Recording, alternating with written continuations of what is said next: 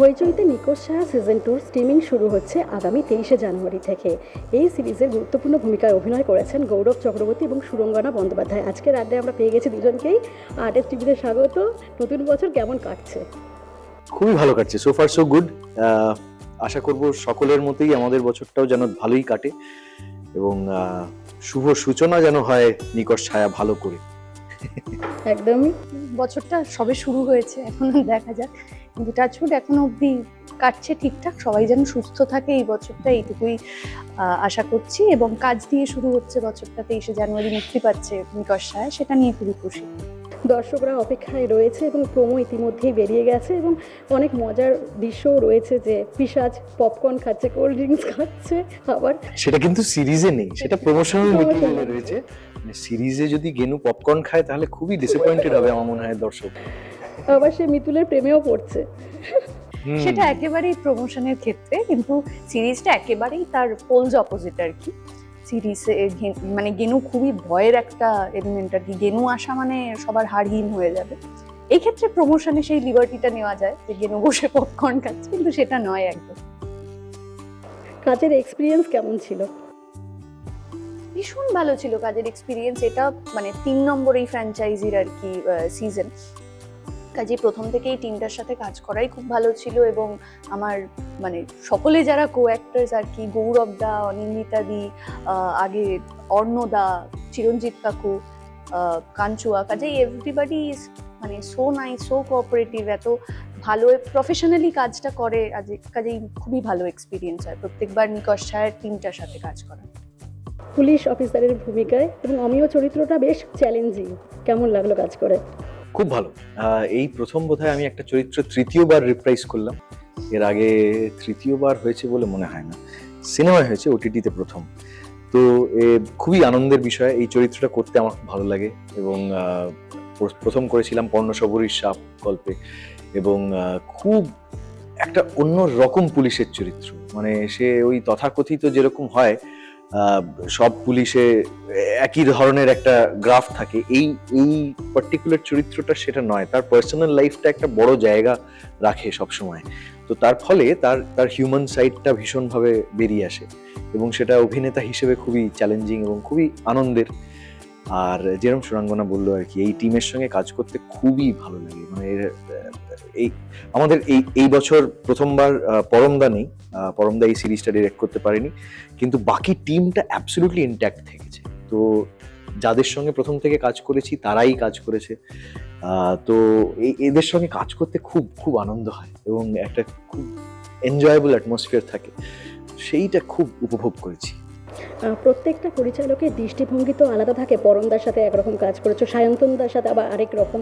কাজ করে কেমন লাগলো? মানে কি চেঞ্জেস লাগলো বা কেমন এক্সপিরিয়েন্স? আমার খুবই ভালো লাগলো। আসলে সায়ন্তনের সঙ্গে আমি বোধহয় সবচেয়ে বেশি কাজ করেছি। আমি সায়ন্তনের সঙ্গে আমার 6-7টা কাজ হয়ে গেছে, ছবি সিরিজ মিলিয়ে। তো ওদের ওই টিমটার সঙ্গে কাজ করতে আমার বরাবরই ভীষণ ভালো লাগে। পরমদাকে মিস করেছি নিশ্চয়ই, কারণ কি হয়, একটা সেট প্যাটার্ন হয়ে যায় যে আমি পরমদা কিছু না বললেও একটু একটা ইঙ্গিতেও বুঝে গেলাম কি চাইছে এক্স্যাক্টলি। তো সেই স্পেশালি এই যেহেতু একই চরিত্র, একই ইউনিভার্স, একই গল্পের কন্টিনিউয়েশন, সেইখানে একটা সুবিধে হয় ডেফিনেটলি। তবে তার জায়গায় সায়ন্তনকে পেয়েও খুব একটা যে অখুশি হয়েছি তা নয়, খুবই আনন্দ করে কাজ হয়েছে। এবং সায়ন্তনের সঙ্গে একটা দারুণ আন্ডারস্ট্যান্ডিং আছে, অন্তত আমার পার্সোনালি। তার যে কারণে মানে যেটা বললাম আর কি, এতগুলো কাজ হয়ে গেছে ওর সাথে, ওর টিমের সঙ্গে, খুবই খুবই ক্লিয়ার ও এক্স্যাক্টলি কি চায়, ও পরিষ্কার করে বলে দিতে পারে সেটা। মানে সেটা ও টেকনিক্যালি ভীষণ সাউন্ড একজন ডিরেক্টর, ওর এডিটটা ভীষণভাবে মাথায় থাকে, ও নিজে একজন এডিটর। তো তার ফলে অভিনেতা হিসেবে খুব সুবিধা হয়, যেটা পরমদার ক্ষেত্রে প্রযোজ্য। ভীষণই টেকনিক্যাল দুজনেই, পরমদাও সায়ন্তনও। তো তার ফলে অভিনেতাদের জন্য কাজটা একটু ইজি হয়ে যায়। পরমদা যেহেতু অভিনেতাও একজন, সেক্ষেত্রে কি আরেকটু বেশি সুবিধা হয়? ডেফিনেটলি সুবিধা হয়, ডেফিনেটলি। মানে সেটা সুরাঙ্গনাও বলতে পারবে যে পরমদা একটা অভিনেতার মতো করে ভাবতে পারে। তো সেইটা খুব হেল্প করে যে এক্স্যাক্টলি কোন ভাবনার থেকে এইটা বলছে সেইটা বুঝিয়ে দিতে খুব ভালো পারে। সেটা শুধুমাত্র একজন ভালো অভিনেতা হলে হয়তো হয় না। ভালো অভিনেতার সঙ্গে সঙ্গে সে তার মনের কথাটা ব্যক্ত করতে পারে, মানে সে বোঝাতে পারে উল্টো দিকের মানুষটাকে সে এক্স্যাক্টলি কি চাইছে। এবং যেহেতু সে একজন অভিনেতা, সে সাইকোলজিটাও বোঝে, সেইটা খুব হেল্প করে definitely। কিন্তু পরমদা যেহেতু অভিনেতা, তার মানে এমন নয় যে আমাদের অভিনয় করে দেখাচ্ছে। কখনোই না। পরমদা একদম যেটা গৌরবদা বললো, যে সেটা ব্যক্ত করছে এমন ভাবে যে আমরা বুঝতে পারছি, একজন অভিনেতা হিসেবেই বুঝতে পারছি যে আরেকজন অভিনেতা কি বলতে চাইছে। এই ক্ষেত্রে আরো সুবিধা হয়েছিল যেহেতু পরমদারই ইনিশিয়েটিভ হরর করা, এবং পরমদা যেহেতু সাংঘাতিক হরর গিক, সেটা আমার খুবই এনজয়েবল লেগেছিল, যেহেতু আমিও সাংঘাতিক হরর পছন্দ করি। কিন্তু সায়ন্তনের সাথে গৌরবদা অনেকবার কাজ করেছে, আমি প্রথমবার কাজ করলাম, কিন্তু ইট ওয়াজ আ বিউটিফুল এক্সপিরিয়েন্স। এবং ও যে এডিট মাথায় রেখে শুট করে, এটা গৌরবদার থেকে ভালো কে বুঝতে পারবে, গৌরবদা নিজে এডিট করে যেহেতু। And it's a very good experience working with the whole team. সেই সঙ্গে চিরঞ্জিত দাও রয়েছেন, কাঞ্চন দা রয়েছেন, আর কাঞ্চন দা থাকা মানে তো সেটা একটা জমজমাট আড্ডা। অবশ্যই কাঞ্চনদা থাকা মানে খুবই আনন্দের ব্যাপার, মানে ওই সময়টা খুব আনন্দে কাটবে, শুধুমাত্র মজা করে নয় কিন্তু, মানে মানুষটা এত ভালো না যে ফ্লোরে তার সঙ্গে থাকতে পারা, মেকআপ ভ্যানে তার সঙ্গে গল্প করতে পারা, অনেক কিছু অনেক অনেক উপলব্ধি হয়। এই মানুষগুলো এত মানে জীবন দেখেছে, তাদের এত রকম গল্প আছে, সেগুলো এত ইন্টারেস্টিং যে খুব খুব ভালো লাগে। এবং অফকোর্স চিরঞ্জিত জেঠুর ক্ষেত্রেও সেটা প্রযোজ্য, তাকে আমি জেঠু বলি কারণ তাকে আমি এতই ছোটবেলার থেকে দেখছি আর কি, এবং তিনি আমার বাবার থেকে বয়সে বড়, তিনি আমাকে পারমিশন দিয়েছেন জেঠু বলার জন্য। কিন্তু মানে এই মানুষগুলোর সঙ্গে কাজ করতে পারা, ওই যে বললাম উপলব্ধিটা ম্যাসিভ ম্যাসিভ, কত রকম এক্সপিরিয়েন্স তাদের। এবং জেঠু গল্প করতেও খুব ভালোবাসেন, কত রকমের গল্প বলেন সেই তার প্রথম কাজ শুরু থেকে, এবং এই 90s বাংলা ফিল্ম ইন্ডাস্ট্রিতে কিভাবে কাজ হতো। একদিন আমরা বসে আলোচনা করছিলাম যে তখন মেকআপ ভ্যান তো ছেড়েই দাও, একটা চেঞ্জ করার জন্য একটা মানে জায়গা পর্যন্ত পাওয়া যেত না, মাঠে ঘাটে গাছের পেছনে গিয়ে পাথরের পেছনে গিয়ে চেঞ্জ করতে হতো। সে তুমি যত বড় স্টারই হও না কেন, একদম অন্য রকম সময় ছিল, সেই সময়টা আমরা দেখিনি। তো এই ধরনের গল্প শুনতে খুব খুব ইন্টারেস্টিং লাগে যে আমরা কত কত সুযোগ সুবিধা পেয়েছি, কত সুখে শান্তিতে কাজ করছি, কি পাইনি এটা সবসময় সবাই বলে যে বম্বেতে এইভাবে কাজ হয়, কলকাতায় কিছুই নেই, কিন্তু আমরা কত কি পেয়েছি সেইটা বোঝার জন্য এই মানুষগুলোর সঙ্গে গল্প করা খুব প্রয়োজন। তুমি তো মঞ্চেও কাজ করেছো, আবার বড় পর্দায়ও করেছো, আবার সিরিজেও করছো। এই মাধ্যমগুলোর মধ্যে তোমার কোনটা সব থেকে বেশি স্বাচ্ছন্দ্য বোধ লাগে? এই সব মাধ্যমগুলোর মধ্যে আমার অভিনয়টা সবচেয়ে পছন্দ, যেটা তিনটেতেই করতে পারছি। আমার মনে হয় মাধ্যমের বিষয় নয় আলাদা করে, অভিনয় জিনিসটাই যেহেতু করতে খুবই ভালোবাসি, এবং মানে খুবইটাও আন্ডারস্টেটমেন্ট, মানে আই ফিল আ বিলংিং দেয়ার। সেই ক্ষেত্রে আমি যে যেরকম ফর্মই হোক না কেন সেখানে যে করবার সুযোগ পাচ্ছি, সেটার জন্যই আই এম ভেরি গ্রেটফুল। এবং থিয়েটার আমাকে অন্যভাবে একটা সাহায্য করেছে। আমার মানে কনফিডেন্সের একটা সাংঘাতিক অভাব ছিল, সেটা মানে আমি এখন বলে বোঝাতে পারবো না কতটা। সেটা থিয়েটার আমার প্রচন্ড হেল্প করেছে সেই শেলটা থেকে বেরোতে, এবং একটা না আরেকটাকে কমপ্লিমেন্ট করতে থাকে। মানে যে ডিসিপ্লিনটা ধরো এই ফর্মটায় শিখছি, সেটা গিয়ে অন্য ফর্মে কিন্তু কাজ দেয়। কাজে আমার তিনটেই করতে পারছি, এবং আমি যেন তিনটেই করতে পারি এরকমই যেন কাজ থাকে, আমি যেন অভিনয়টা করতে পারি, এইটুকুই চাই আর কি, সেটা যে ফর্মেই হোক না কেন। তন্ত্রমন্ত্র এই সিরিজে অনেকটা বড় জায়গা জুড়ে রয়েছে, তন্ত্রমন্ত্রতে বিশ্বাসী? সেটা ভালো করে আবার খারাপ হতে পারে। হ্যাঁ, মানে আমার খুব একটা বিশ্বাস তৈরি হয়নি। যারা বিশ্বাস করেন তাদেরকে অসম্মান করতে চাই না, কিন্তু আমার মধ্যে সেই বিশ্বাসটা কখনো তৈরি হয়নি। নেগেটিভ এনার্জিতে বিশ্বাসী? হ্যাঁ, সেটা একটা এনার্জি যে আছে, এবং যেটা অল পাওয়ারফুল এনার্জি, এবং তার যে একটা পজিটিভ সাইড আছে, একটা নেগেটিভ সাইড আছে, এটাতে আমি বিশ্বাসী অবশ্যই। ভূতের ছবি দেখতে তো ভালোবাসো বললেই, ভূতের বই পড়া হতো? হ্যাঁ হ্যাঁ, একদমই। ছোটবেলায় যেটা হতো যে আমার একজন খুব অল্প বয়সী দিদি, মানে অল্প বয়সী মানে অতটাও ছোট না, কিন্তু আমার বয়সে তাও কাছাকাছি আর কি, মানে মার মতো বড় না কিংবা দিদার বয়সী নয়, সে বসে আমাকে প্রচুর ভূতের গল্প শোনাতো, তারপর পড়তো। তখন আমি অন্য একটা বাড়িতে থাকতাম, এখন থাকি আমি বিরাটিতে একটা বাড়িতে, তখন কাকুরগাছিতে একটা বাড়িতে থাকতাম। মনে আছে সে অনেক দিন বসে বসে আমাকে এরকম নানান গল্প পড়তো, এবং আমি প্রচন্ড ভয় পেতাম, কিন্তু আমি কিছুতেই স্বীকার করবো না যে আমি ভয় পেয়েছি, আমি একদম চুপ করে শুনতাম। তারপর রাত্রিবেলা নানান রকমের স্বপ্ন আসছে, এই হতো আর কি। এবং দিদার কাছেও প্রচুর ভূতের গল্প শুনেছি, সেইখান থেকে ভূতের গল্প পড়েছি, এত কিছু পড়েছি আমি, বাংলা ইংরেজি, কিন্তু সব মিলিয়ে যেটা সেই অর্থে ভূতের গল্প ধরা হয় না, সেটাই আমার সব থেকে বেশি ভয়ঙ্কর লেগেছিল। সেটা হচ্ছে doctor Jekyll and mister hide, the strange case of.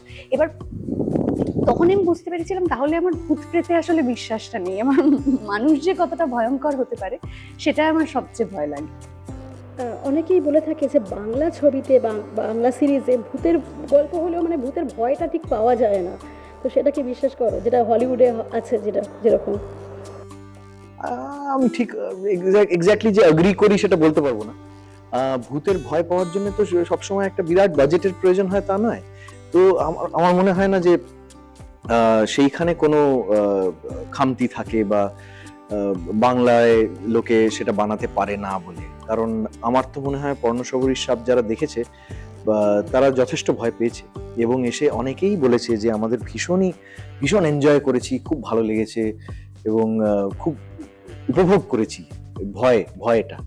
এবং পরমদা যেভাবে বানিয়েছে এত মানে খুব খুব টেকনিক্যালি, সেখানে মানে আমি পর্ণশবরীর কথা এই জন্য বলছি কারণ সেখানে গেনু ছিল না, কিন্তু মানে একটা ভয়ঙ্কর একটা কোনো একটা পিশাচ বা একটা জন্তু বা ওই ধরনের কিছু কিন্তু ছিল না ওই গল্পে গা ছমছমে ব্যাপারটাই বেশি ছিল। এবং সেখানে একটা অশরীরী কিছু এসে সুরাঙ্গনার চরিত্রকে ভর করছে, তো সেইটা আমার মনে হয় বেশ গা ছমছমে ব্যাপারটা ভীষণভাবে ছিল, এবং সেটা দর্শকের অনেকেই ভীষণভাবে উপভোগ করেছে। তো এইটা বলতে পারবো না যে এইটা আমি এগ্রি করলাম না যে ওইখানের কাজগুলোতে বেশি ভয় পাই, আর এখানে বম্বেতেও কিছু এমন ভূতের কাজ হয়েছে যেগুলো সত্যিই হাস্যকর। তো ওই ভালো খারাপ মিলিয়েই তো হয়, সেটা হলিউড হোক, বম্বে হোক, কলকাতা হোক। আমার দুটো জিনিস মনে হয় ফাইনে। একটা হচ্ছে যে নিশ্চয়ই একটা তো ইনফ্রাস্ট্রাকচার কিংবা টাকা কিংবা সময়ের একটা অভাব তো থাকবেই, সেটা যেটা আরো বড় ইন্ডাস্ট্রি তার থেকে অবশ্যই একটু কম তো আমরা পাবোই। কিন্তু সেটা ছাড়াও আরেকটা খুব ইম্পর্টেন্ট জিনিস হচ্ছে যে আমাদের এখানে ভূতকে কিভাবে দেখা হয়। আসলে হলিউডে এত ছবি হয় ভূতের এবং এত স্ক্যারি হয়, কারণ ওদের কাছে ইভিলের কনসেপ্টটা যেটা আর আমাদের কাছে ভূতের কনসেপ্টটা যেটা সেটা খুবই আলাদা। ওখানে ইভিল বলে একটা এন্টিটি আছে এবং সেটা সকলে জানে। এখানে ভূত কিন্তু ভূত আমার ভূত, পেতনি আমার ঝি, এরকম একটা ভূতকেও আমার বাড়ির মধ্যে নিয়ে আসা আর কি, সেও একটা মিষ্টি ভূত, কিছুটা ক্যাসপারের মতো। সেটা আমাদের সাহিত্যেও বলতে পারি, সেটা আমাদের ডেইলি লাইফের চর্চায়ও বলতে পারি, একটা এরকম কানেকশন আছে যার কারণে হরর কমেডির আমার মনে হয় আরো বেশি প্রচলন আছে এখানে। কিন্তু রিসেন্টলি এত কিছু কাজ হচ্ছে, আমার তো মনে হয় এখন গা ছমছমে হওয়ারই সময়। এখন যত পারছে মানুষে ভয় দেখানোর চেষ্টা করছে, এত হররের কাজ হচ্ছে, আমার মনে হয় আস্তে আস্তে কাজ হতে হতেই উই উইল ডেভেলপ। 23 তারিখে স্ট্রিমিং শুরু হচ্ছে, সেদিন সরস্বতী পুজো, তাহলে ভূতের সাথে কি পিশাচের সাথে যাত্রা শুরু সেদিন? হ্যাঁ, এটা বেশ ইন্টারেস্টিং কোইন্সিডেন্স, কিন্তু মানে সরস্বতী পুজো ইউজুয়ালি ভাদুরী মশাইয়ের এক একটা গল্প ভূত চতুর্দশীতে আসে, এইবারে আমরা একটু পরে এসেছি।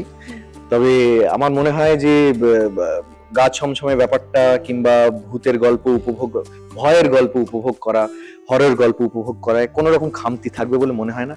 এবং এই এখন এবারে শীতটাও বেশ জাঁকিয়ে পড়েছে, তো এই ঠান্ডার মধ্যে রাত্রিবেলা বসে ভূতের গল্প দেখতে আমার মনে হয় দর্শকের ভালোই লাগবে। সেই সঙ্গে সরস্বতী পুজোকে তো বাঙালির ভ্যালেন্টাইন্স ডেও বলা হয়, তো সেই দিন কি প্ল্যান রয়েছে?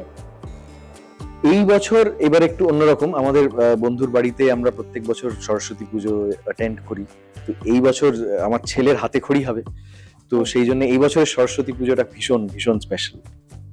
ঋদ্ধিমাকে নিয়ে কোথাও বেরোতে ওই আমার বন্ধুর বাড়িতে যেখানে সরস্বতী পুজো হয় ওখানে গিয়ে আমাদের ফ্যামিলির সকলে মিলে ধীরের হাতে খড়ি করা হবে। ঋদ্ধির সাথে কি প্ল্যান? আমার সকালে এমনিতে সরস্বতী পুজোর জাজিং এ বেরোনো আছে, তারপরে ঋদ্ধির সঙ্গে আমার বইমেলায় যাওয়ার কথা, একটা ইভেন্টের আর কি। খুব টিপিক্যাল মনে হচ্ছে ঋদ্ধির সঙ্গে বইমেলা যাচ্ছি, প্রেম করতে, ব্যাপারটা সেটা নয়, একটা ইভেন্টেই যাচ্ছি। সেটা ছাড়া আর তেমন কিছু প্ল্যান নেই। আর তারপরে যদি কোনো প্ল্যান হয় সেটা হচ্ছে রাত্রিবেলা নিকশ ছায়া দেখবো। এদিকে ঋদ্ধি, এদিকে ঋদ্ধিমা, দর্শকদের কি বলবে নতুন সিরিজ নিয়ে? 23শে জানুয়ারি হইচইয়ের পর্দায় আসতে চলেছে নিকশ ছায়া পার্ট 2।